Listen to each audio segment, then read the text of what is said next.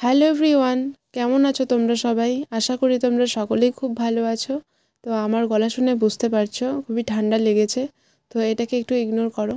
আমাদের এখানে একটা মাটির জিনিসপত্র পাওয়া যায়, একটা দোকান আছে। তো সেখানেই আমি কিছুদিন আগে গিয়েছিলাম কিছু জিনিসপত্র কিনতে, যেমন ধরো মাটির থালা, গ্লাস, বাটি আর এই পেনদানি টাইপের এরকম একটা জিনিস। তো অনেক জিনিসই কিনেছি, এর মধ্যে আজকে এই পেনদানিটাকে আমি রং করব। আমার বহুদিনেরই ইচ্ছে ছিল এরকম মাটির জিনিসে পেন্টিং করার, তো আজকে সেটা নিয়ে বসে পড়লাম। জানি না কেমন কি হবে। তো সেদিন আমি ফ্লিপকার্ট ঘাঁটতে ঘাঁটতে আমার একটা ডিজাইন খুব পছন্দ হয়ে যায়, তো আমি সেটাই করার চেষ্টা করছি। জানি না সেম টু সেম হবে কি না, তবে চেষ্টা করছি আর কি।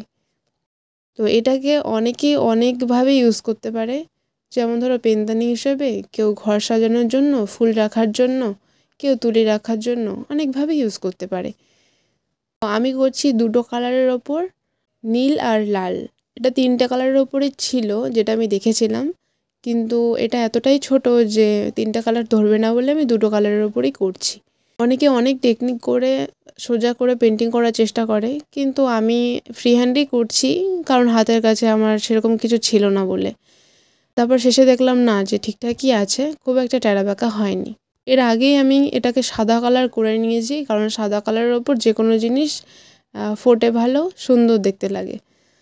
তো এর মাঝখানে আমি যেই ডিজাইনটা করব সেটা অনেকটা চোখের আকারের।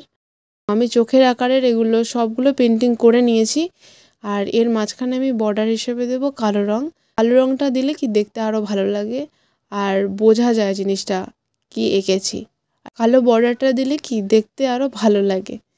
তো আমার কাজটা প্রায় কমপ্লিট হয়ে গেছে। তো তোমাদের কেমন লাগলো অবশ্যই আমাকে কমেন্ট বক্সে জানিও।